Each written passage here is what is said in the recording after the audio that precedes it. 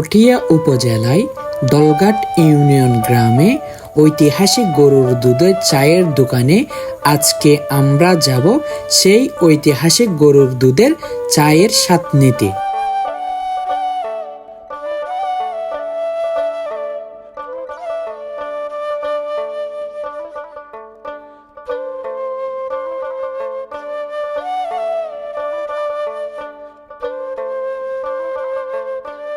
Uncle আসসালামু আলাইকুম। ওয়ালাইকুম সালাম। কেমন আছেন? ভালো। এই দোকানের কি ওনার? হ্যাঁ। আচ্ছা, আপনার এই দোকানের যে গরুর দুধের চাটা, গরুর দুধটা করতে আনেন? আমার ফ্যাক্টরি অর্ডার দিত। অর্ডার অরিজিনাল গরুর দুধ, অরিজিনাল গরুর দুধ। তো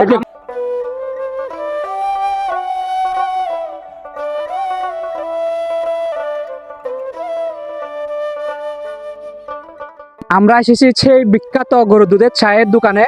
তো আমি আপনাকে দেখাবো আমাদের প্রিয় বড় ভাই, যিনি আমাদেরকে এত সুন্দর করে চা বানিয়ে খাওয়ায়। তো চলেন তাহলে ভাইয়ের সাথে কথা বলা যাক। ভাই আসসালামু আলাইকুম। ওয়ালাইকুম সালাম। কেমন আছেন? আছি আলহামদুলিল্লাহ ভালো। আচ্ছা ভাই, আপনার চা যেটা আমরা খাইছি আলহামদুলিল্লাহ অনেক ভালো লাগছে আপনার চাটা। তো ইনশাআল্লাহ। আপনার চাটা খেতে হলে আমাদের কোথায় আসতে হবে? দলঘাট লাল স্টেশনের পাশে Mohammad Saeed store. Side store না? তো আপনার চাটা থেকে অরিজিনাল খাঁটি গরুর দুধ। অরিজিনাল দুধ, আমরা ভেজাল কাম করি না। তা আমার পেজ থেকে আমার কাস্টমার আসছে, ওদের জন্য অবশ্যই স্যাক্রিফাইস হবে, অবশ্যই হবে। আমরা তো চা খেয়েছি আলহামদুলিল্লাহ অনেক ভালো হয়ে গেছে। আমি এখন একটা আঙ্কেলের সাথে কথা বলবো, যিনি ওনার নাতিকে নিয়ে এখানে চা খাওয়ার জন্য আসছে। আঙ্কেল আসসালামু আলাইকুম। ওয়ালাইকুম সালাম। কেমন আছেন? ভালো। আপনি এখানে কি জন্য আসছেন? নাতি সাবধানে মাবসদর দোকানে চা রেলগেট চা খাইবে এসেছি। তো আপনাদের চাটা কেমন লাগছে? ভালো। এখানে চা খেতে গিয়ে অন্যান্য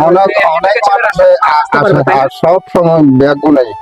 গাইস, আপনারা এখানে আসলে আমার আঙ্কেল থেকে এখান থেকে গরুর দুধের চা খেতে পারবেন। আমার আঙ্কেল হচ্ছে পুরাতন, এখন ওনার বয়স হয়েছে, উনি এখানে বসে ওনার ছেলে এখানে চাটা রেডি করতেছে। তো আপনারা এখানে আসবেন। এটার লোকেশনটা হচ্ছে দলঘাট রেল স্টেশনের পাশে। ঠিক এখানে আসলে আপনারা অরিজিনাল গ্রাম নন্দকির আপনারা এখানে খাঁটি গরুর দুধের চা খেতে পারবেন। ধন্যবাদ।